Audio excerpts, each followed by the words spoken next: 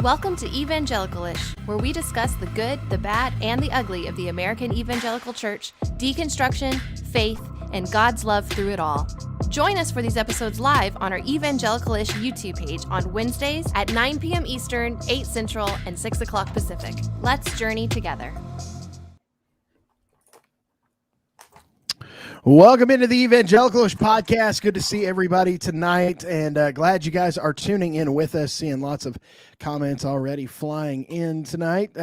So we're glad that you're joining us. We got a great episode ahead for you. We're going to talk about some really fun stuff. But before we get off into that, got to take care of some housekeeping. Welcome into Evangelical-ish. I'm Jeremy. I'm April. I'm Paul. And we're glad that you guys are hanging out tonight. First off, if you get a chance, go to your favorite podcast platform and subscribe. If you're listening live on YouTube, if you haven't subscribed on YouTube, you should definitely do that too. But subscribe on YouTube, and hit the like button, leave a comment, all those things. And then on your favorite podcasting platform, go leave 5 stars, especially on the Apple Podcasts. Leave 5 stars and write a review. Tell people why they should listen to Evangelical-ish. It just helps us connect with more people into these great conversations that we're having, and it is an awesome community, and we want to involve as many folks into this great community as we possibly can. So without further ado, tonight, I'm really excited to bring in our guest for tonight. We have Pastor Joseph Yu. He is from Texas, and you're in, Joe. Did you see that? There he is. Yeah, he was like, wait a minute. I saw my face. Yeah, that's my face. Anyway, good to see Joe in tonight. He's a pastor from Houston, Texas, and just a really awesome creator on TikTok as well. Has some really great takes. I got the chance to run into Joe when he was putting out some content about how he believes that the American church is under review, not under persecution. And I think that's some really, really ingenious language right there. Hot that take. is, yeah, it's a hot take. Well, it's a spot on take is what it is. And so it's only hot if you feel convicted. And so anyway, appreciate his content, appreciate his heart. I had the chance to connect with him a few times offline and online as well. And so anyway, lots of big Pastor Joe fans hanging out tonight, which is really exciting. So we're glad to have you on. Joseph, how you doing, man? I'm doing well. Thanks for having me on. Absolutely. So I kind of want to dive in and give you. So you're Episcopalian now. That's correct. I've been an Episcopalian for 2 years now. Okay, but you've been a pastor longer than that. Is that correct? Yeah. So I was born in the Methodist Church. So real quick, my family is crazy. So my dad's a pastor. And on my dad's side, his oldest brother is a pastor, and that brother that uncle has 3 kids. 2 of them are pastors, and one of them is married to a pastor. Wow. On my mom's side, my grandfather was a pastor, my uncle is a pastor, and my aunt is married to a pastor. So then my father-in-law is a pastor, and my wife is an ordained deacon in the Methodist Church. So, wow. Is an Episcopalian just a Methodist with alcohol? I think more what I've been hearing is Episcopalians are Catholic light. Oh, okay. Catholic light. That's what they've been saying. So that's what they've been saying. Do people in your family argue over who gets to pray since you're all pastors? Oh God, no. Always my dad. I don't I wish there's some other stuff that we can talk about, but there's no other point of conversation besides ministry. And it's like, oh, okay, so that's what we're doing today. Yeah, it'd be really great if y'all could hit the weather occasionally, or maybe like what's going on in the culture, but y'all are just like talking shop 24/7. And then the thing is, both my wife and I are the black sheep of the family when it comes to theology, because we're the progressive ones, right? Like we're the all of our family are very, very fairly conservative and whatnot. So those people. Yeah. Like the crazy thing is, my mom told me when I was 10 or something that when she was pregnant with me, that they couldn't tell if it was a boy or girl back when I was in her womb, I guess. But she prayed the Hannah prayer. She said that she went to church and said, God, if you give me a son, if this is a son, I will dedicate him to ministry. And I'm like, that's so not fair. So Yeah. Didn't give you a choice. I don't think I had a choice. Yeah, somebody commented on a video that I made the other day about something that my daughter said that was just like really amazing and thought provoking. And somebody said, "You know, you're raising a pastor, right?" And I was like, I kind of was like, "God, I hope not." You know, like, please, God, do not call her to ministry. Like, you know, if you do, I'll support her, but please don't do it. Anyway, but so kind of take us through. I'm interested. So you're, because you're now ordained, right? I went through 2 ordination processes. Do not recommend. Yeah. 10 out of 10 do not recommend. Because when I left the Methodist Church, I had to turn in my credentials, and then I wanted our Mosaic community to be Eucharistic. So in order to do so, I had to get ordained again, this time with the Episcopal Church. So it wasn't fun. You didn't. So you pastored the same church under 2 denominations? No. So I was like, so real quick. We moved to Texas, and then we the bishop that brought me in retired, and we had a new bishop who was far more traditional and conservative than the previous bishop. And in 2019, he wanted me to move to a city outside of Tyler, Texas, which is East Texas. And at that time, I don't know if Houston still is, but Houston used to be, at least in 2017, the most diverse city in the United States. But the bishop was wanting me to move to a place that had 0.01% Asian population. And then my son is also autistic, and the special needs services in Texas is generally just not good. But outside in that little city, it was going to be worse. So I was like, Bishop, I can't go. Like there's no way for me to go. And in the Methodist Church, you really don't say no to the bishop. You know, when the bishop sends you, you got to go. So I said no, and he gave me 3 options: either to take a leave of absence for the year, so I'd be out of a job from July 2019 to June 2020, or accept the appointment and go to East Texas, or move out of state to a different jurisdiction. So I opted for the third one, and we were trying to move back to the West Coast, and almost had a way back into Seattle, but that wasn't going to work. So as I was discerning, a friend reached out to me and said, "Hey, how would you like to plant a church in your city with the Episcopal Church?" And I said, well, at first I was like, no, because with the institution, you know, like I know the devil, I know the enemy, right? Like I was familiar with this institution, and I don't want to leave it and then fight another one. But the more and more I sat on it, the more I prayed about it, the more I talked to people about it, it seemed like the right decision to do. So on top of that, it gave me freedom to be openly inclusive and say to people wholeheartedly, you are welcomed here, whatever your preferences, whoever you love, wherever you are in your life stage, you are welcomed here. And if you want to be ordained in the Episcopal Church and you happen to be gay or bi or lesbian or, you know, LGBT, we will definitely ordain you here. And I will do your wedding if you want to get married. Like, we can't do that in the Methodist Church. Right. So number one reason of why I transition was so that I have a job to provide for my family, but also there are a lot of things like the welcoming aspect to not hurt the cause. And then I don't want to be part of this big divorce that's coming up in the United Methodist Church. It's inevitable. They've been putting off for 2 years. So that's exactly right. That's exactly I get to, you know, I joke, I get to sit back and, you know, eat my popcorn and watch it, but I do know that there's going to be serious harm done while this is taking place. So, and the casualty is not going to be the leadership or the clergy or anything. No, like it's that. going to be the people.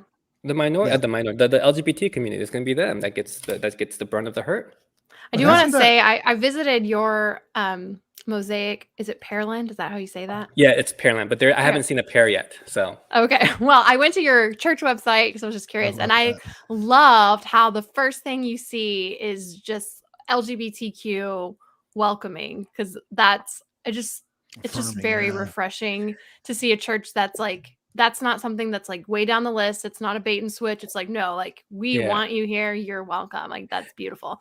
Yeah, and one of the reasons why is when we were planning, there was a person that's in charge of marketing at the University of Houston. He's like, what separates you from all the other churches? Because we live in a fast-growing suburb. Before the pandemic, there was a new church, Evangelical church, popping up every other month. And it was like, bam, bam. Like there's a coffee shop I go to all the time. And it was it's full of church planters, and I'm like, oh my God, I don't want to be here and talking to these guys. So and all the churches here in Pearland, except for the other Episcopalian church in city that helped plant us, birth us, there nobody is affirming. It's the oh, you're welcome here, but don't talk about it, or just give us your money and So you're welcome, just like everybody else is. You just can never serve in anything that matters. No, it's totally cool. Just send us your tithe. No big deal.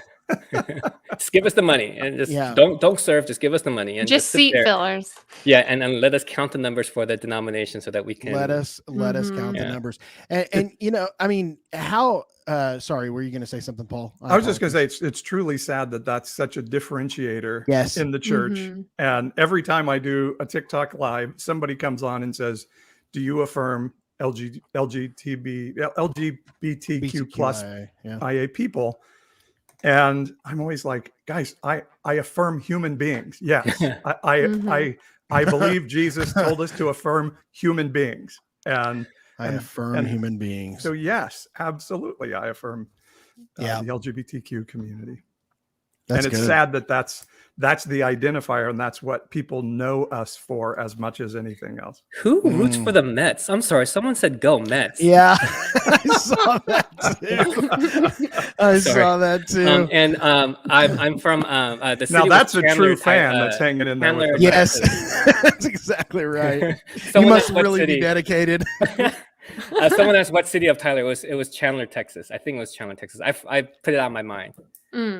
And the crazy thing is the district superintendent that was accepting, that was going to be my boss, was like, I was like, I'm really scared. I'm really concerned about the lack of Asian population. And he goes, oh, my wife and I go to a Vietnamese store all the time. And I'm like, we go to a Vietnamese store? Like, you know, I'm not Vietnamese. And he goes, yeah, I guess that was a misstep. I'm like, you guess?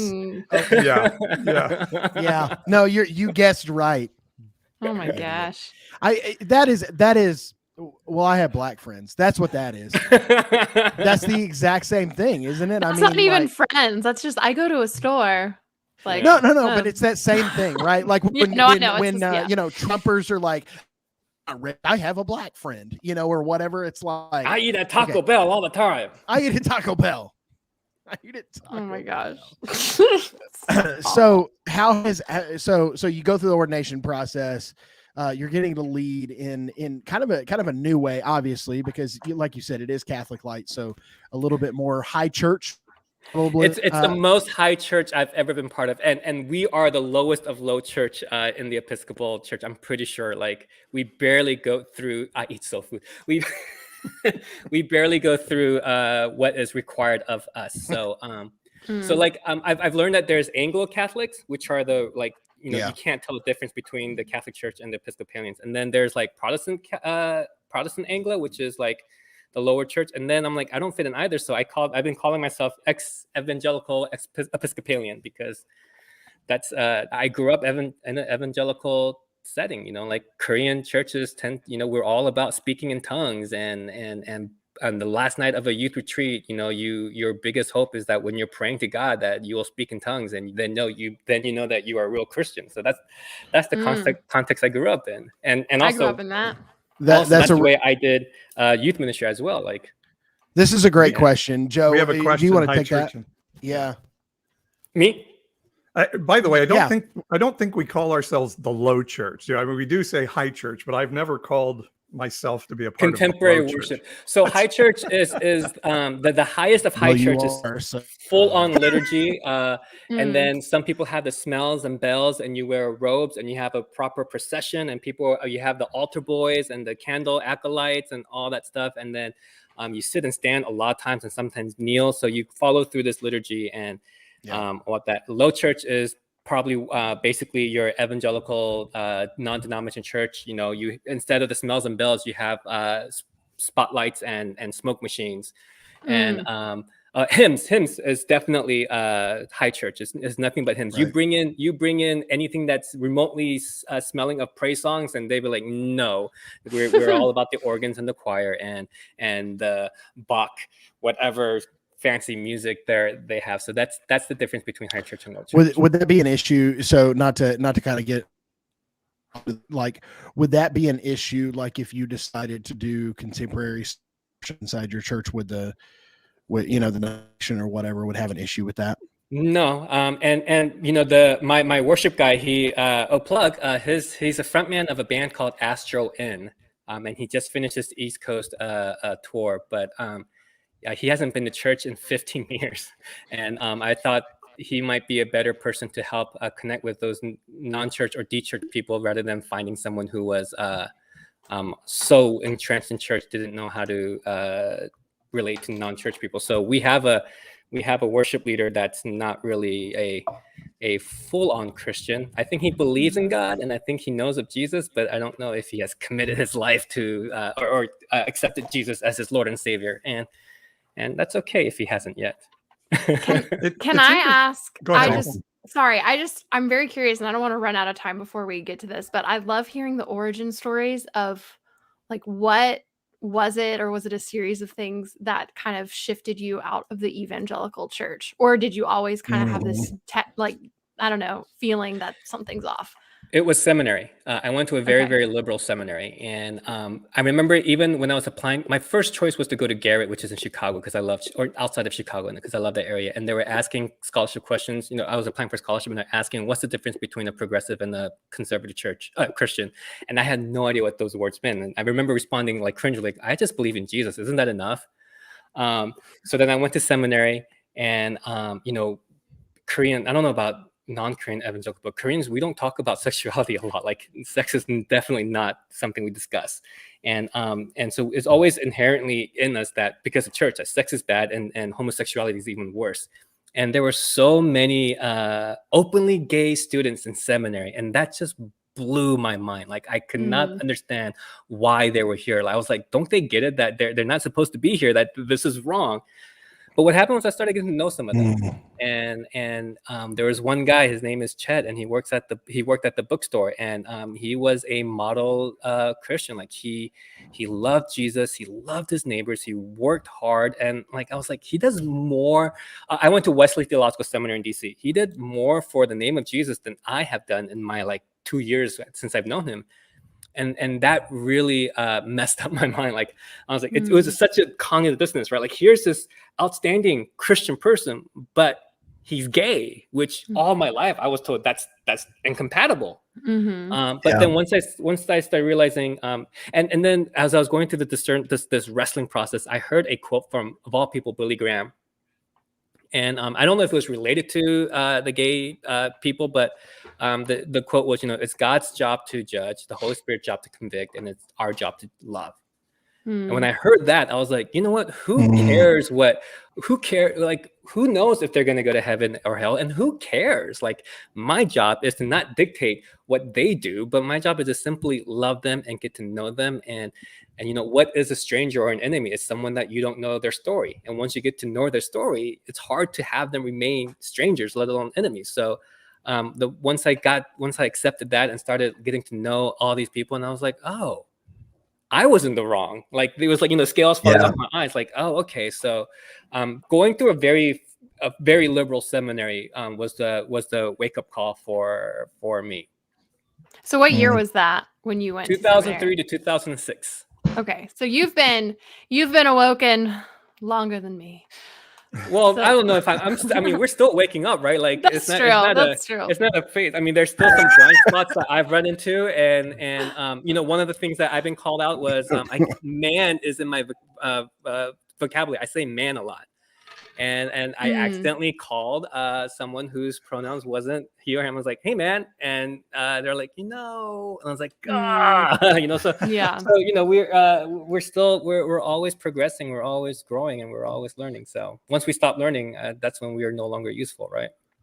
Something that Lexi was asking there in the comments, and you can comment on this, Joe, about why you would think the high church would be more traditional and less progressive, and the low church would be more progressive. But in fact, the low church in some ways was born out of a response to, I think, the high church's emphasis on a social gospel, of a gospel that impacted communities and all of those things. And I know I grew up in the Assemblies of God, and the Assemblies of God was very much ensconced not only in Pentecostalism and speaking in tongues and those things, but end times, and end times sort of breeds this us versus them. We're right, they're wrong, we're good, they're bad. And I really think that's why you don't see more progressivism in the low church, if we use that. And Southern Baptist, which our friend Jeremy has recently come out of, it was born around race and wanting to keep the races separate. That was the whole point of Southern Baptist. So you're not going to find progressive churches when that's what was the biggest freedom, or just like that really sold me on the Episcopal Church is, in the Evangelical church and the low church, the senior pastors is the focus. They build everything around the personality of the pastor, right? But in our worship, because of the Book of Common Prayer, the Eucharist is the center of our worship.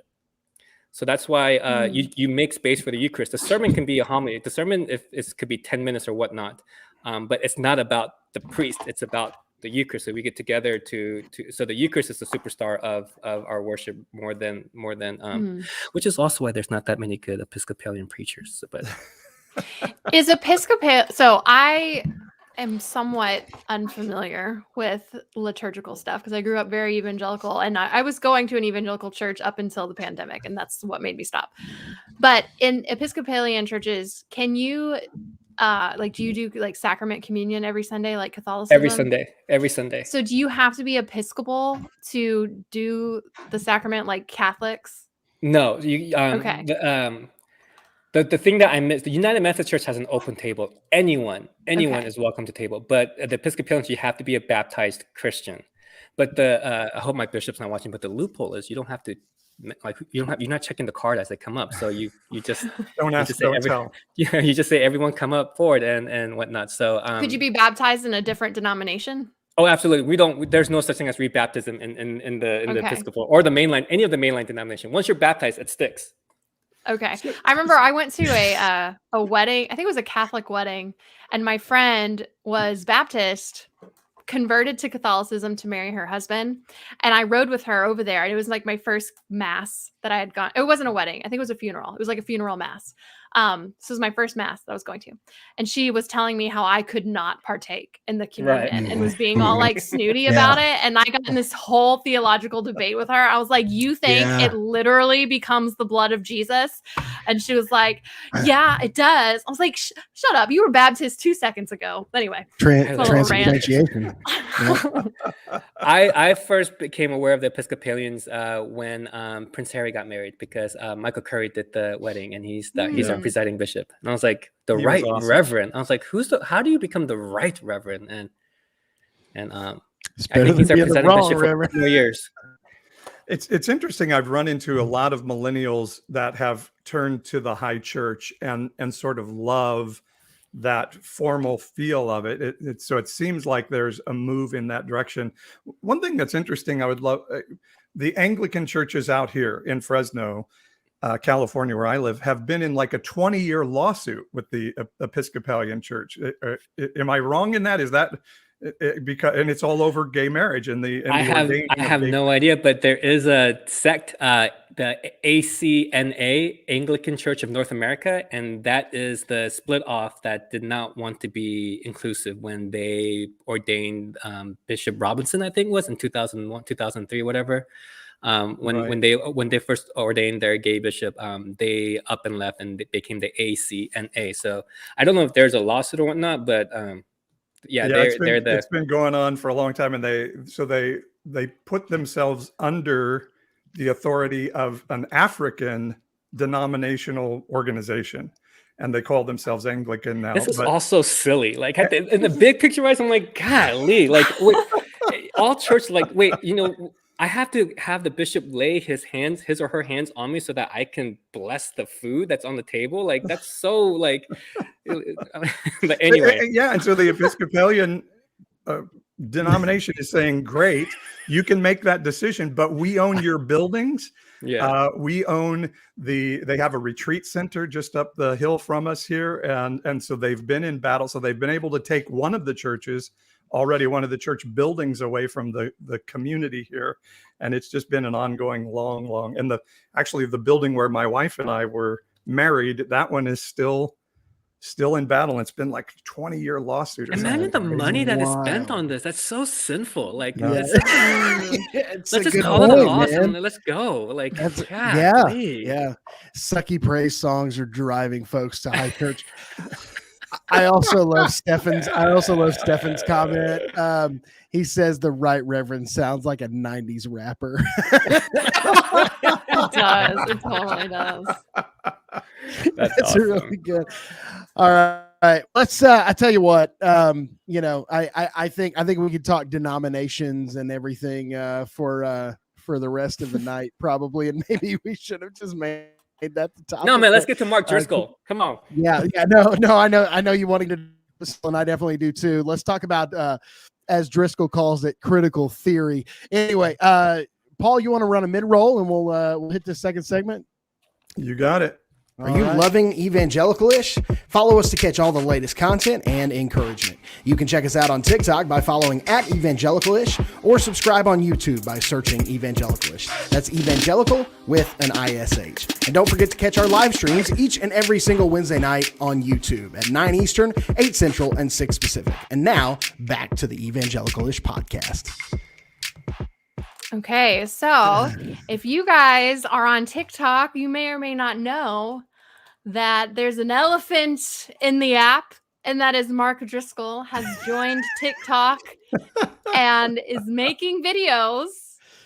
I don't know why, and he does have followers. Thankfully, he doesn't have too many followers. All of us have more followers than Mark Driscoll, so that feels very good. Yeah, we do. Yeah, we do. Yeah, he's only got like. I mean, 10,000. It's just numbers. Yeah, but like, face, but seriously, how are there 10,000 people out there that still are like, yeah, Mark?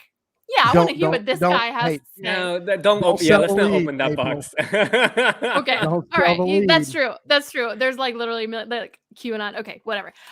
Paul, we're gonna show you guys a video. Do you have that, Paul? Ready? I do. So if you're listening, you can hear it. Here's one of Mark Driscoll's TikTok, and the caption he put on this video was like, "Joke woke folk" or something. Joke woke folk. Be prepared to be offended. So be prepared to be offended, everybody. Here's Mark Driscoll. Oh boy. God has Christian theology. Satan has critical theory. These are the two ideologies that are at war in our day, and they're playing themselves out in every area: politically, economically, socially, morally, spiritually, maritally, sexually. And ultimately, here's what I'm telling you.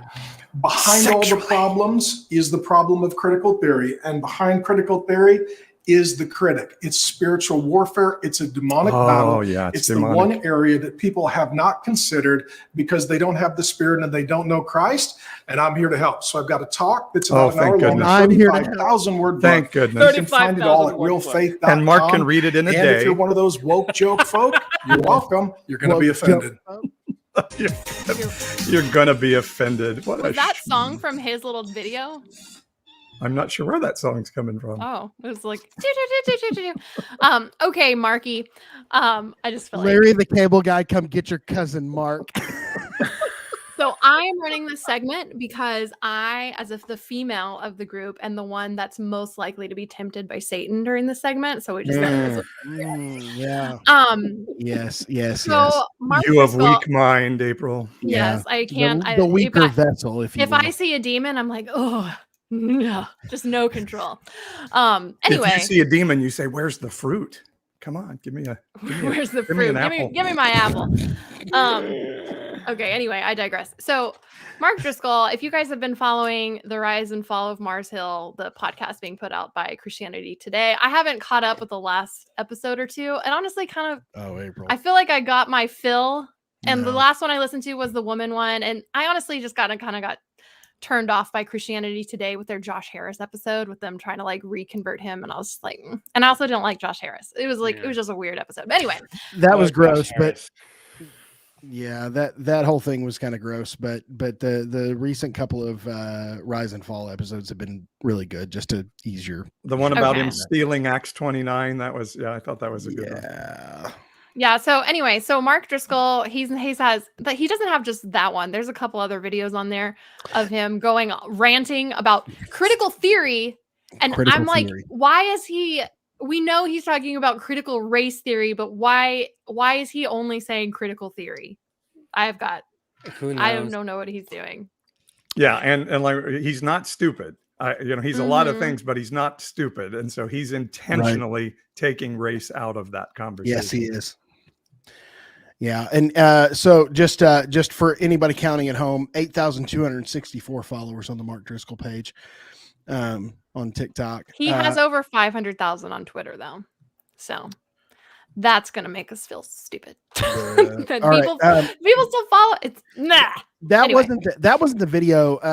So we talked about earlier, just kind of in generalities, that we were going to play the Mark Driscoll critical theory video.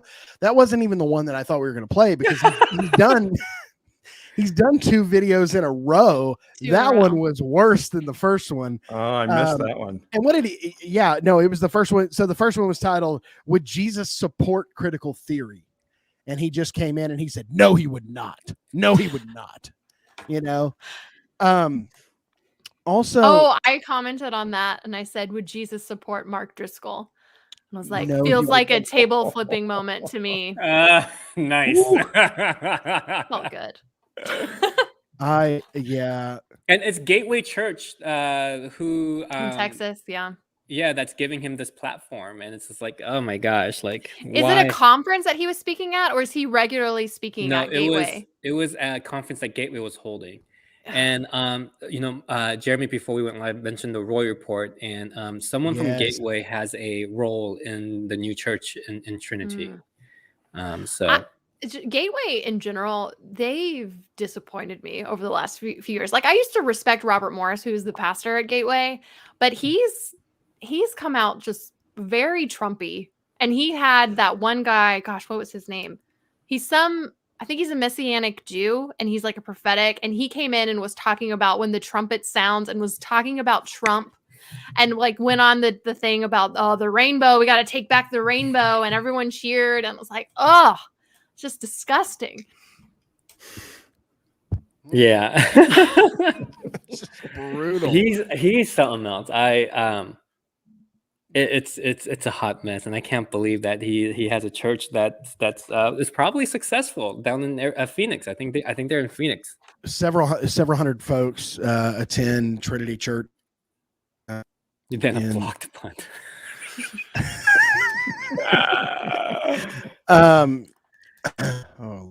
It was either Mark Driscoll talk trash about our parishioners, and we don't want to do the latter, at least on the air. Yeah. I'm kidding. That's a really good point. But yeah, I just been so surprised, and I'm going to say something that may come across a little bit like whatever. It's like, why do we continue allowing these folks who have clearly just taken full advantage of Jim Baker? Yeah, Jim Baker, and one that's not real popular that I'm not a fan of is John Christ. People continue to give him tons of, and I mean, is that the comedian? Yeah, he's the comedian. Yeah, it wasn't assault. Was it just sexual harassment? He sexually assaulted a woman. And wasn't he talking to underage girls too? Or was that? I heard he was just kind of grooming online or something. No. He got a girl drunk and messed around with her.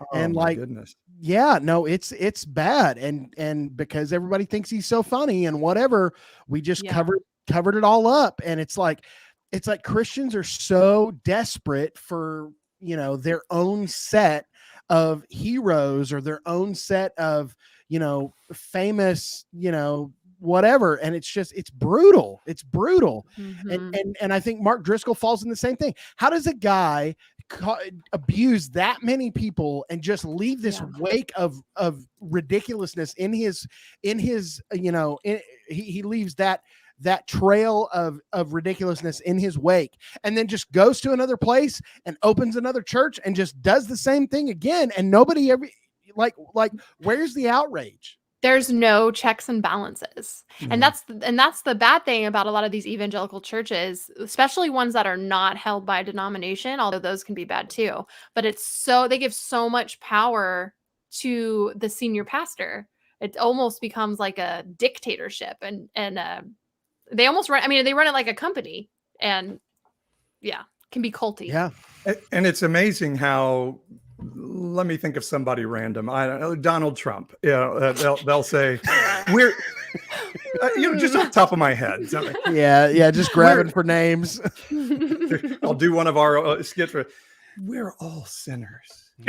Donald Trump is a sinner saved by grace. Well, what about Joe Biden? He's just a baby Christian. He's just a baby Christian. Yeah. Do you remember when Trump said he was without sin, that he doesn't sin? Like, what? He doesn't have to repent. He said he's never asked. He doesn't have to repent. Forgiveness. That's what it was. Yeah. He's never asked God for forgiveness. Never had to. Yep. The fact that oh my gosh, there were so many moments with Trump that I thought, oh, this will be the moment that the Christians stop supporting him, and it never was. Anyway, we don't have to. I could shoot somebody on Fifth Avenue, and they would just continue to vote for me. Yeah. And somehow we can build this grace story when we want to. But then for those people, Nancy Pelosi, she's evil. She's eating children, and they're irredeemable on the other side. It's just so hypocritical. Well, I mean, they want to, they're banging the war drum against, all of these folks, well, it's all these sexual predators and these child molesters or whatever. But then it just depends on who you are. Like whether you agree with their statements or not. And that's all that matters. They decide who gets grace and who doesn't. So these folks who follow Driscoll, and something Joe and I were talking about on an episode of my podcast was at his church right now, Mark Driscoll, there are $10 million dedicated lawsuits set aside, dedicated to any lawsuits in case someone defames him or whatever the case is. And Joe asked a really good question. He said, where does that money come from? It's because there are people who are just so sworn in their allegiance to people like Mark Driscoll, Donald Trump, etc., that they will just do whatever it takes. They'll throw the money in, they'll throw their allegiance in, and it's cultism. I mean, it's a cult. And then the way he frames this, I'm sorry, April, but the way he frames this is this is a spiritual warfare, and in order to cast out the demons, you need to support God's theology and not critical theory. And so he brings God into this. And so if you're supporting critical theory, what you're doing is you're demon worshiping, or you're on the path of demonic whatever. Right. And it's just like, okay. I do want to say in this, like, sorry to cut you off there, Joe, but we do have a redemptive religious belief. People can be redeemed. They can confess their sins and be redeemed. And I'm all for that. But there's nothing in what I see in Mark Driscoll that makes me believe anything has changed. Right. So, has he made any statement since the podcast came out? Yeah. What did he say? With Hillsong. With Hillsong. Yeah. So he did a full interview. You haven't heard about this? No. So he did a Oh, no. You're not. I get it. Like you're not tracking Mark Driscoll, and I don't blame you. But totally fair. But so he did an interview. Him and his wife sat down with Brian Houston, who's in his own pile of problems. Yeah. Now, right. Sat down with Brian Houston and gave this like half-assed, like, oh, I'm sorry, or whatever the case is. And we were just trying to love people to Jesus. And I just got too, excited. And, I and just kind of, I mean, it wasn't a real apology, right? Like it was very fake. And then shortly after that, like people started, after that happened, because people gave Brian Houston credit because he's, the lead pastor of Hillsong or whatever, then they started to re-give Mark Driscoll credit. And then Driscoll just came right back out and just started doing what he was doing, And apparently he made the church, the structure of the church leadership in his new church, learning from the mistakes at Mars Hill, not in a good way, but so that he has even more power now at Trinity than he did at Mars Hill. So he can't be overthrown this time. Yeah, Can't. like, and the security detail that the Royal Report was interviewing was that there are 10 levels of access to the Driscolls. So like level 10 is you have the access to his family.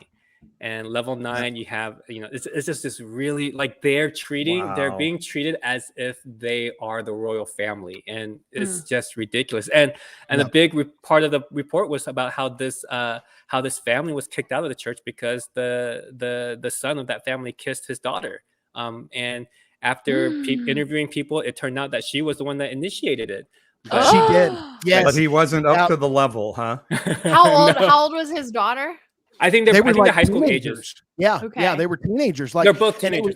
They like each other, like teenagers. And it was consensual. Yeah. It was mutual. It was consensual. It was just a kiss. It wasn't anything more. And the story is from like multiple people who were there. He or she initiated it with him, and then they kicked out like this kid and the entire family. Like, I mean, so here's the thing about Driscoll. Because I put out a video about Driscoll being on here because he's actually been on TikTok for a hot minute, and I put a video out and people were like, oh, you need to let him get grace, and I'm just like, but he's not, he's just doing the same thing. He hasn't changed at all. Yeah, I mean, it's part of asking for repentance is to change your ways. Isn't that what repent means? Like to turn around or to return. And Driscoll has kept his route, and he's actually, I think he's doubled down on his jerkishness and douchebaggeriness and whatnot. So douchebaggeriness. I like that word. I'm looking forward to in 10 to 15 years when his daughter goes on TikTok or whatever the app is then and is like, I'm deconstructing. Here's Pulls my an Abraham Piper. Pulls an Abraham Piper. Yeah, when she becomes Abraham Piper, yeah. I'm a big Abraham Piper fan. Well, I mean, yeah, and it's like you better shout to the Lord for forgiveness. Sorry, I'm trying to read a comment. Some of my evangelical friends get so mad when people say, "Hey, you guys are in a cult. You're a cult," and some believe a cult. Literally that church is a cult because Mark Driscoll is the king. But a mindset cult is you can't listen to any voice outside the circle of your community. And I just put up a TikTok video today of a lady that's running for office here in California this next year.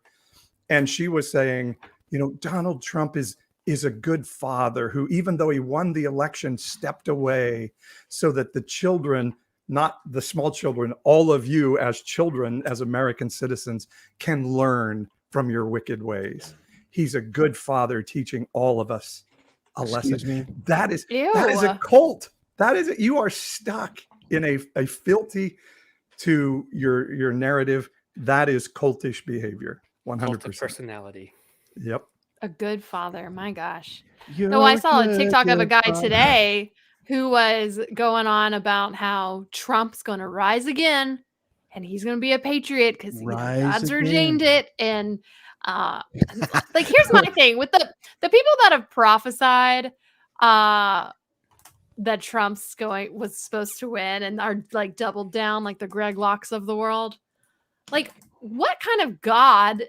Like, God was like, yeah, he's gonna win. And like, oh shoot, the Democrats were smarter than I thought. The Democrats outsmarted me. Like, dear me. Whoops.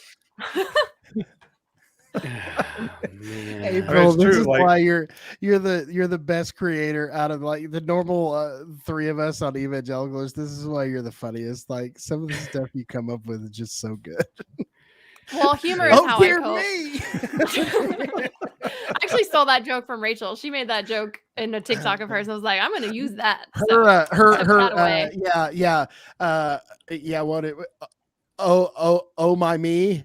That's what she said. Oh my me. Like, well, yeah. Oh my me. Jesus saying that.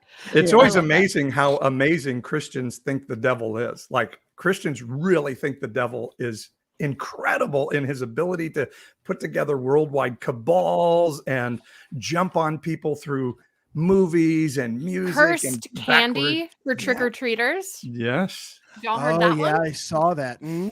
What is that? Wait, what? There are Oh, some even Jeff. I've literally seen this going around this year.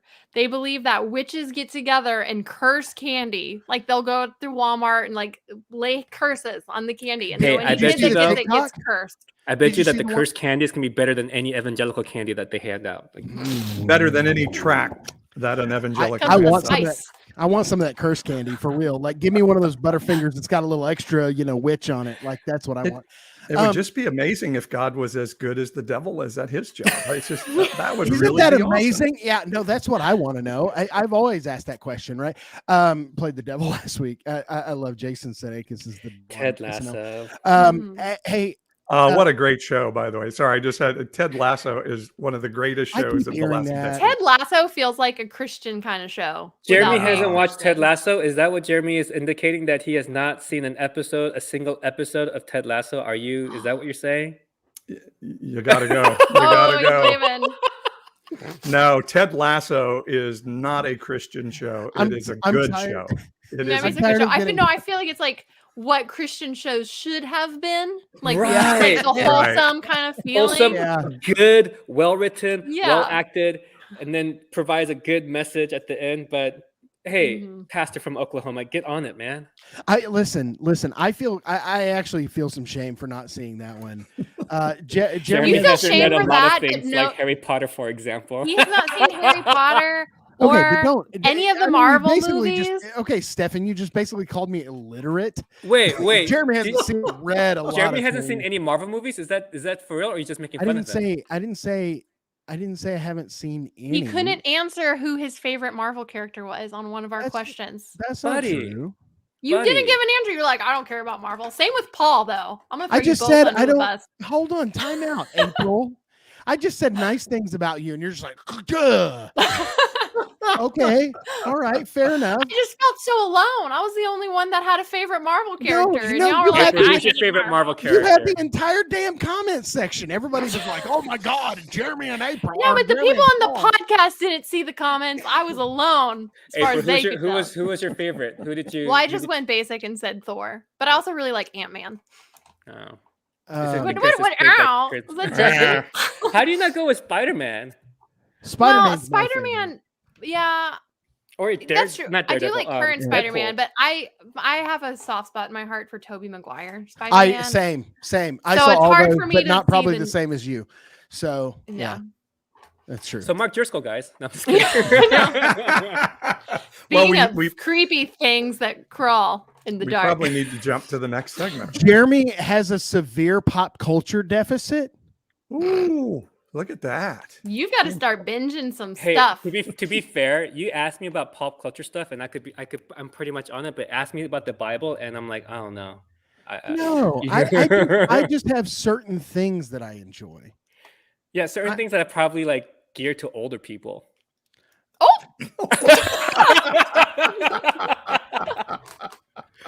On Jeremy's that about note- to be like, I'm done. I'm leaving. Although I suspect I'm a little bit older than Jeremy. Never ask Joe to come on podcast again. All right. Anyway, sorry, making notes for myself. I didn't Jeremy is know. just more holy. Exactly. Aw. There we go. I just Yeah, we're giving into our flesh. We're carnal. We're very, very secular. All right. On that note, let's roll. Yes. Oh yeah, let's do that. Are you loving Evangelical-ish? Follow us to catch all the latest content and encouragement. You can check us out on TikTok by following @Evangelical-ish or subscribe on YouTube by searching Evangelical-ish. That's Evangelical with an ISH. And don't forget to catch our live streams each and every single Wednesday night on YouTube at 9 Eastern, 8 Central, and 6 Pacific. And now, back to the Evangelical-ish podcast. All right, it's time for our final segment when we try to do something a little bit offbeat or off kilter or just off, whatever it takes. And so tonight we're going to do our 2-minute hot takes. Each Dun, of dun, us dun. get 2 minutes. We set the clock and you give your hot take. And who wants to start? Am I supposed to decide who starts since I'm the proctor of this segment? Whatever you want. Okay. I will not be going first. All right, Oh. Jeremy, you're up first. Oh, okay, fine. Yeah. All right. No, that affirms exactly what I was going to say. All right. Who's keeping time this evening? Let me put the timer up. and Jeremy, and go. Well, good evening. My name is Jeremy Coleman, and I am that pastor from Oklahoma. I do want to share with you this evening. My hot take is the fact that, you know what, just because you don't love certain pop culture things, that doesn't make you a less person, and that doesn't make you less than your co-host. Now, I know that not everybody has co-hosts, but I have two. And, they seem to be up to date on all the greatest fads and trends and common things. And I understand that. I understand that there are people who really enjoy pop culture, and they really enjoy the most, recent stuff that's going on. They enjoy reading demonic books like Harry Potter. I understand that. Unrealistic things like Marvel comics and DC comics. Who the fuck even knows what Marvel and DC means? Those are made up words. So I guess what I'm really saying, right now. You can swear. Hell yeah. I am going to swear. And when you're making new friends, like my friend, Pastor Joe, it's really exciting to connect with people who are in different places in the country and who have similar interests. But what I'm finding out is that he will quickly join your two other co-hosts and throw you right under the bus. Now, this evening we were talking about Mark Driscoll, and Mark Driscoll made a very famous comment at this point, which was, there's going to be a pile of dead bodies behind the Mars Hill bus. Right now, there is only one dead body behind the Evangelicalish bus, and that name is Jeremy Coleman. I'm a little bit disappointed. It hurts my feelings. I'm frustrated. I'm angry. I understand where they're coming from. I know that their interests differ from mine. But can't we all just get along? Can't we all just love each other? Can't we all just care about each other? Can't we all just meet each other right where we're at, because we are humanity together? Oh, and he made it on time. Very nice. Jeremy, nice. I have to say, I know that you feel like you're a dead body behind the bus, but I believe in the power of resurrection. I'm going to wake up my son. Oh, I did not see that comment, April. I hate you. And Joe, I'm glad you have the headphones on, so your son didn't. Well, it's my laugh that's going to wake him. I hear him stirring. Yeah, we went 50 minutes before the first cuss word, and then just explicit. We had some in before that. Was there? Yeah, I had a couple. Yeah. We were trying to be nice for Joe, but then we realized he was Episcopalian, and we Joe and I didn't say shit like that. Well, I didn't know. I would have used other words than douchebaggery in this. But too late now. He was making up words instead of cussing. All right, April, with your Braves jersey ready to go. Go Braves. Let's put 2 minutes on the clock for you and go. Yeah, so it's the World Series, but that's not what I'm talking about. What I want to talk about is the show Midnight Mass on Netflix. I don't know if you guys have seen it. Jeremy, you definitely haven't, because you're in the world, not of it. But anyway, so it's a horror show, or it's horror-ish, but it's not really like super scary. It's more creepy. But it takes place at a Catholic church in this really small town, and the religious themes are like brilliant. And so like just the things that happen. So it's this new priest comes to town. I don't want to give any spoilers if you haven't seen it, but there's all these like new miracles and really good things that are happening, but there's also like horrific things that are happening, and just seeing the ways that certain people that are seeing the bad things, but also the good things, justify in their head ways and reasons to cover certain things up in order for the good things and the miracles and these like really positive things that are happening. It's such a beautiful and terrible allegory and like metaphor for the evangelical church, or just kind of religion in general, and just the things that we will put up with when we see enough good. And we've talked about this so many times with the evangelical church. We're like, well, why don't you stay in it and try to change it? And, and we've kind of talked like, I don't want to stay in something just because there's good that's happening. And I'm not denying that there are good in a lot of these evangelical churches, but there's no accountability for the bad. And I cannot, like, there's just, if enough people would say, no, enough of the bad, we're not going to justify it because of whatever good that we're seeing, then that is when like actual good change could happen. And that is when we could actually be the church. And also, as a sidebar, there's this one scene where the Muslim mayor was telling his son not to go to this Christian church, and he was getting all theological on him. And anyway, I sided with the Muslim, and it was a really weird moment for me.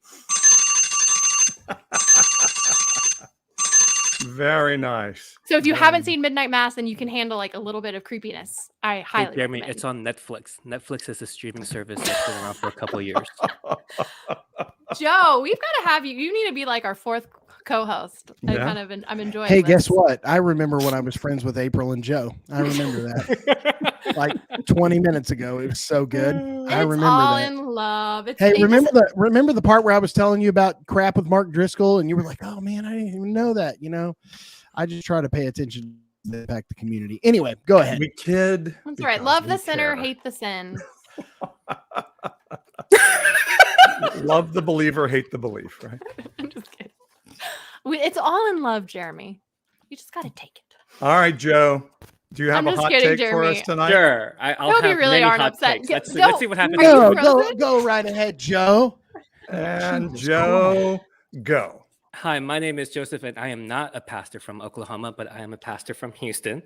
And I think one of my hot takes is that Dan Snyder, the owner of the Washington football team, which I is my team, is one of the worst human beings in the world. And Amen. I hope that this investigation that Congress wants to get in, because Lord knows Congress does not have enough things to do, but they want to start investigating a professional football team. I hope that this goes through and that Dan Snyder is relinquished of his ownership, much like the Donna Sterling was with the Clippers, which also happens to be my team. I just do not choose to follow the right teams. I guess the heart wants what the heart wants. But with that said, I don't have anything else. That's my. That was my. I think you made it under the clock. Wow. wait. I still have a minute. Hold on. Let's see. How about anything else? Ted Lasso, buddy. Jeremy. Ted Lasso, I will give you my password and my account. It's $5. You could get a free trial. And it's 2 seasons now. And Ted Lasso is one of the best shows. And there's such a fantastic narrative arc about toxic masculinity and how these athletes who are supposed to show toxic masculinity kind of step away from it and they become softer and real men. And then there's this one character who happens to share a similar name with my son, who starts off as a lovable person, but he embodies the toxic masculinity that the player should have, and he becomes one of the worst villains of the show. And it's just such a fantastic. And I love Bill Lawrence. Scrubs is one of my favorite shows ever, and Bill Lawrence is the head writer of Ted Lasso. And you need to give it a roll. And Astros, no. I shared with them. I don't like the Astros, but that's a whole different story. And I have 4 seconds. Go Braves! Oh no, where did Jeremy go? Well done. Oh, we lost Jeremy. I would tell Jeremy, I had friends telling me, you have to watch Ted Lasso. Hey, did he get raptured? Are we the one that's left behind? That may very well be. That's so funny that you say that, because that's our joke. Whenever someone, like, the internet goes down and they disappear, we say they got raptured. April and I got left behind because we were not kind to our colleague. And what about Paul? Why did you get left behind? I know. I was just about to apologize for a whole list to him of reasons too, I could give you, my friend. Yeah. There we go. Just like Jeremy, I'm this sorry. Dispensationalism is not real. Oh, look at this. Oh. Look at this. Why do you even have that hat? What is I happening? came prepared. Are you really an Astros fan? I am not an Astros fan. I collect hats from all the major league parks that I go to, and tonight seemed like a really good time to break this one out. So, Jeremy, I was seriously in mid-sentence apologizing to you, and I take it back. I didn't hear it. We thought you were raptured. I believe the symbol of the Astros is a trash can. Is that correct? Listen, I'm not proud of this hat by any stretch. I'm a Red Sox fan, actually. Oh, that's even worse. Wow. Okay. All right. No, this is getting better. It is ugly. Oh, Jeremy. No, you don't feel bad. Don't feel bad now. I was kind of feeling bad, but now I feel conflicted because you're literally wearing the team that's going against the Braves right now. On your head. 100%. I don't feel bad at all. Just put it up there. So I grew up. Okay, wait. Someone Braves said Yankees. Michael, Yankees are worse than the Red Sox. I would rather be absolutely. The Yankees Red are Sox garbage. fan than a Yankees Can fan. we talk Come about? on. Can we talk about? Can we talk about Ted Turner for a minute? You guys want to talk about Ted Turner or not? What? Ted Turner, Are we the one that used to deconstructing own Ted Turner? WCW? Yeah, Ted Turner's garbage. Ted Turner is a horrible human being, and he's the reason. He's the reason I'm actually not a Braves fan. I was a Braves fan in the 90s, actually, like a huge Braves fan. I love Chipper Jones. Chipper Jones is actually still my favorite baseball player of all time. Back when they had Chief Nakahoma out in center field. That's a whole nother. All right, what's thing. Paul's hot take? That's another By the way, Jeremy, I had friends telling me you have to watch Ted Lasso, and I'm always the guy that's like, well, I'm not going to watch it then because everybody's telling me I have to watch it. Lori said, I'm assuming these are sports teams. Yeah. Sports ball. But I finally did give in and watch Ted Lasso, and it is great. It is worth the watch. All right, I've got to do my 2 minute take care and go. So mine is about baseball.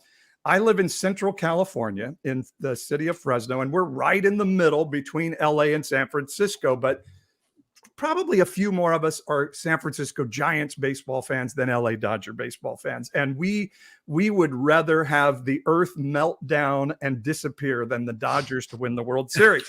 And the Dodgers, as some of you know, just squeaked by the Giants in the National League Divisional Series, squeaked by. And I just want everybody to know that the Dodgers payroll this year for their team is an by far all-time high, $267 million.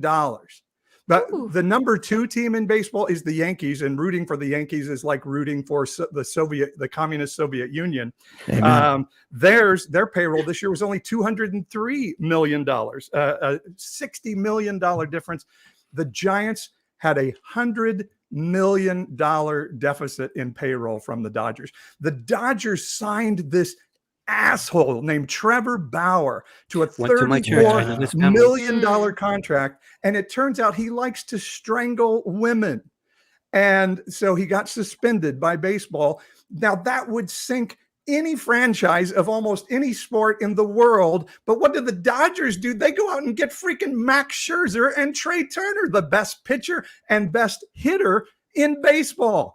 I hate the fucking Dodgers, and I am so happy, April and Beecher, that the Braves beat their ass. Woo! And still, since Kirk Gibson hit a home run in 1988, the Dodgers still have not won a World Series in a non-COVID year. So take that, you fucking Dodgers. I love it. Oh, man. Yes. Go Braves.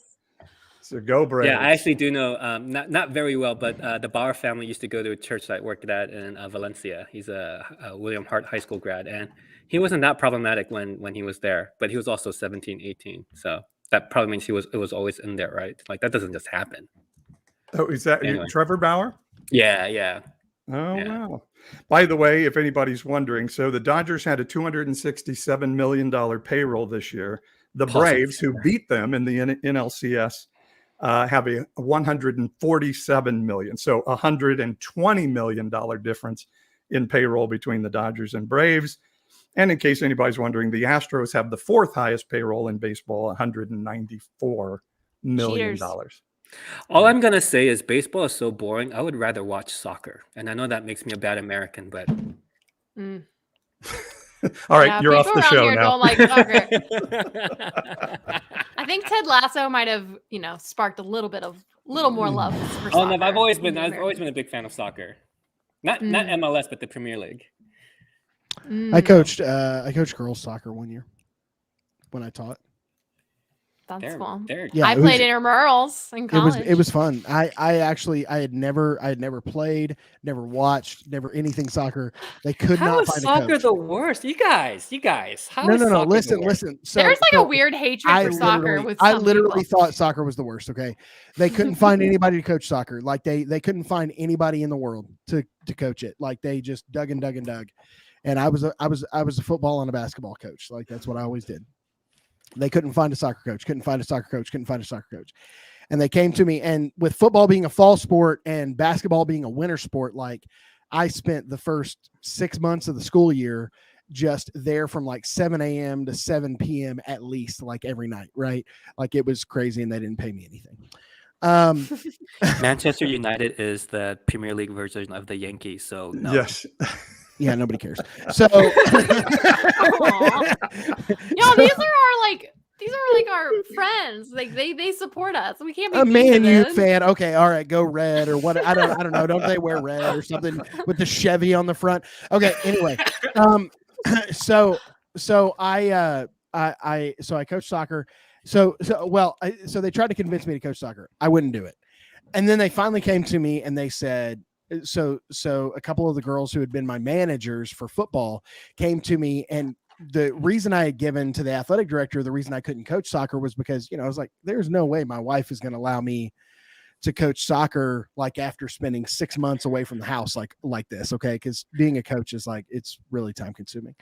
And, the girls show up with a basket, and it has like all this really great stuff, and it's not for me at all. It's all for my wife. They had bought like a gift certificate for her to go get a mani and pedi and like all this other stuff. And I was like, oh my gosh. So I take it home and I'm like, babe, they really want me to coach. And she's like, oh, they're so thoughtful. Of course you can coach these girls or whatever. And I'm going to tell you right now, I have a new love for soccer. Because I had a couple of girls on there that played club ball, and now they're both collegiate athletes, amazing soccer players. I loved it. And I would just go to them every day in first period. I would pull them out of class and I would be like, so tell me what we're doing at practice today. And I would start taking notes. And I mean, I could see, he is going to love Ted Lasso. You are going to love Ted Lasso. You're telling the Ted Lasso story right now. Goodness, Jeremy. And so it's really what happened. And we actually won a district championship. Which one of them turned into the villain and was Nate? The premise of Ted Lasso is that SNL, it's the Super Bowl commercial from years back where this American college football coach goes to coach a Premier League soccer team. So he didn't know a lick about soccer either, and he coached there because him and his wife were having issues. I mean, so the first that's really funny because for the first like week of practice, like during training camp, I was like having them do all these drills and stuff like that, which were like I was having them do like all this running and stuff, and so finally one of the girls comes to me, and she was the best player on the team, and she comes to me and she's like, Coach, she literally says this. I'll never forget this conversation. This kid's in college now. She looks at me and she goes, Coach, I love you, right? Like, that's how she starts it. And that's always a bad conversation. And I was like, that's trouble. I was like, yeah, sure. And she's like, you're doing this wrong. The fact that you were a football coach that had to coach soccer and didn't know a lick about soccer. That's the premise. That's literally the whole plot. That's the plot of Ted Lasso. He has no idea what offsides is, but then neither does anybody else. Oh, wow. Maybe I do. I really need to. What is it on? Apple TV. Oh yeah, Joe, send me that login, bro. I think I have all of them except that one. I've got like HBO, Hulu, Netflix. Like it's all for my kids and my wife. But and by the way, since this has turned into a sports talk show, baseball itself is recognizing how boring baseball is. Yeah. And so they're talking about moving the mound back because every pitcher now throws 102 miles an hour. Making the bases closer together, do some things like that to try to get a little more excitement. Allow tackling. I really think they should do the wiffle ball or kickball thing where you can pet people to get them out. Oh, but the ball's so hard though. That would really hurt. Yeah, I got hit by Dylan Bundy in high school, and that was not fun. They just need to put like a pond in the middle of the outfield. So sometimes they got to like take a dive, to catch a ball. Oh, like that. What is that? The track event? The steeplechase? Steeplechase, yeah. Where they end up like in a random moat. Like, I think that's a great idea. Little obstacle courses out there. Yeah. No, I hadn't. So I know the pitch clock and all that kind of stuff because I cover the AAA team here for the radio, but here in Oklahoma City, but I hadn't heard about the moving the mound back. That'd be pretty wild. Yeah, they had there's a minor league system that's like not directly affiliated with any of the teams, kind of the Pioneer League or something like that. And so they always have them experiment with these rules. So they've been using a 61 feet 6 inch mound this year to kind of see what that would look like. And then they're talking about making the bases bigger, so it cuts down the space between one base and the other. They moved the mound back 1 foot. Yeah, it makes a big difference in the speed that the ball comes to home plate. Yeah. Yeah. And the major league pitchers are saying, if you do that, all of us will end up with hurt arms. We'll all end up, getting Tommy John surgery. More power. Yeah. So interesting. I think they need to look at some of these things.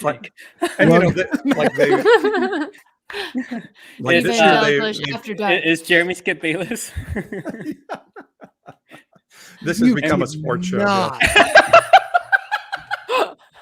I was going to call Paul Stephen A.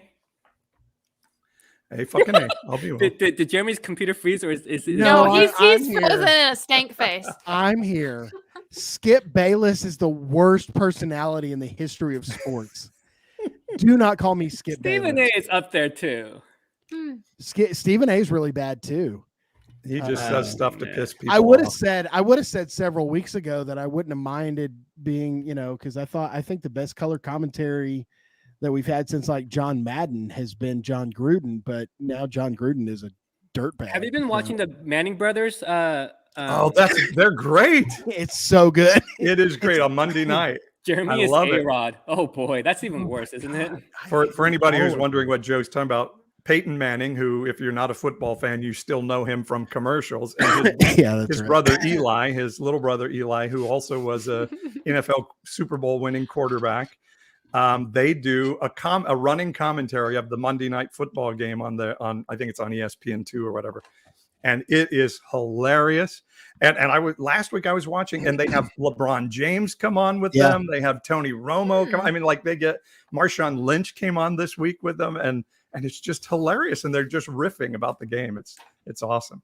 That hurts my feelings because I actually do call high school football on Friday nights on the radio. I do play-by-play, and I always hope that I sound like Al Michaels. That's my goal in life, is to be Al Michaels. And somebody said Joe Buck is pretty bad too. Yeah, Joe Buck is garbage. Why does it? I actually think Joe Buck is pretty good. Why does everybody hate Joe Buck? He's just okay. He's bland. I think everybody hates him because he's so smooth and popular and wealthy. No. Because I actually think he's pretty good. I think he and Troy Aikman are awesome together. But now Troy Aikman is awesome, but he's not better. He's not better than Jim Nance. Well, I would agree. I would agree with that. But I just, everybody hates. I mean, nobody hates Jim Nance, but everybody hates Joe Buck for some reason. I don't get it. Because he sucks. Well, thanks everyone for joining us for Sports-ish. By the way, Tony Romo, as somebody was commenting on, Romo is awesome, and I would not have imagined him to be Romo's really good, but if you watch college football, April's like, oh my God, I hate these guys. If you watch college football, I watched the OU Kansas game this past weekend. Robert Griffin III is incredible. I saw your post on that. He's really, really good. And so I actually really enjoy that. Not Gus Johnson. Gus Johnson is annoying AF. That show is definitely setting some new trends there, though. But yeah, have you noticed, by the way, the Raiders are playing great since John Gruden stepped down? Yeah, you're gonna have to imagine my shocked face. I'm sure they were tired of the racism. God Almighty! Look at these guys. Troy Aikman is the worst. Chris Collinsworth is the worst. Chris Collinsworth isn't pretty bad. Chris Collinsworth is really bad. Tony Romo. Pretty good. Tony Romo's good. Real question, Jeremy, what TV shows are you watching right now? Like, what are you partaking in? Watching? Anything? Do you just read want to books? really answer that question, bro? Do you rewatch episodes of The Office? Are you watching MacGyver or Gilligan's Island? April, I hate you. Wonder Woman? God, no. April hit it on the head. You rewatch episodes of The Office. You're that couple. The Office is my favorite show of all time. I also love Friends. And then I really enjoy documentaries. So Yeah. I watch a lot of documentaries. Nerd. And, wow. Okay. And so I just finished rewatching like Last Dance, and I also I watched it again. And then I also really liked Lula Rich. I did like that. Oh, yeah, I heard about that. And so I'm all about that kind of stuff. I watched Andrew. I watched Tiger King once through like when it first happened because fucking Oklahoma, and then and then I watched it again because I finally convinced my wife It was a train wreck to watch it. Yeah, and she enjoyed it too. Beecher said Jeremy reads a book a day. Oh. Get full circle. I can read a book a day. I've By done the way, it. Also, this is a sidebar. In that TikTok video where he talks about his book, who says how many words are in a book? I know, that was It's weird. 35,000 words. That was weird. It reminds me of Trump's like, I know words. I got the best words. Midnight Mass is a great documentary. I went back and I started watching The Sopranos. Oh, and yeah. It's brilliant. It is absolutely brilliant. I know I've watched it before, but it is brilliant. Hey, Jeremy, you would like this documentary called Squid Games. Check it out, okay? I also really like stand-up comedy. So I watch a lot of stand-up comedy too, and I like podcasts. So I like, especially podcasts that'll like broadcast like on YouTube and stuff like that. I like to watch that. My wife and I picked up 2 series during COVID that just started new seasons, and one of them is Goliath with Billy Bob Thornton as this sort of offbeat attorney that's really, really good, and then Succession is incredible. It's about this old guy that owns. He's like Rupert Murdoch. He owns the right-wing news crazy channel, and now he's trying to decide which of his kids are going to take over the media empire from him. And is it just the new season just started? Yes, it is great. Well, I just watched The Mind of Aaron. Oh, Hernandez. Burnham. Yes. I'm sorry. What did you say? What was that, Jeremy? The Mind of Aaron Hernandez. Oh, that's dark. Oh no, I did see that. Yeah, that was good. Yeah. So I'm a freaking weirdo. Listen, that's just the bottom line. I watched The Office. I watch Friends. That's about all that's normal. You got to branch out. There's new shows being made. But why? Because they're good. And then you don't get railed on in a live show for not seeing anything. Right? Like I watch my shows that I'm down with, and I watch sports. My wife watches all these shows that she just loves. Like she's watched Handmaid's Tale and Outlander and some other, I don't know, some other dumb shows like that. But like they all seem so stressful to me. And I don't want, like, my life just in general is stressful. Like every day feels stressful. I don't want to watch things that are stressful too. And how are you watching sports? Because that's fun. Fair. And I think about it from like it's like playing chess to me, right? Like even if I have a team, I'm like, okay, here's the 3 things that we need to do, or here's, this is how I would defend that, or like whatever. Like, I mean, I coached for a while, so like my brain just thinks about sports like in a different way. All right. Okay, well, y'all. Speaking of sports, the game. I want to get to the World Series. The Braves, though. We have lingered. We've been lingering. I believe the game is over already. No. Even if it's not over, it's over. No, it's not. There's the. Hold on. What's the score? No, we can come back from that. 6-2. Fair enough. Hey, Joe, it was great meeting you. Thanks for coming and hanging out with us. Thank you for having me. I'll have to have you back. Yeah, same. We're super grateful you're here, Joe, and yeah, it's always fun. So. Jeremy's so salty. But not bitter. All right, guys. Thanks for hanging out with us. We love it that you guys come early and start commenting. That you comment on our Facebook page. The exact thing. But my wife loved Breaking Bad. I couldn't watch Breaking Bad for that reason. I don't need more stress in my life. Anyway, Breaking Bad was so good. Good. You guys have a good night. Good night, everybody. Good night, everyone.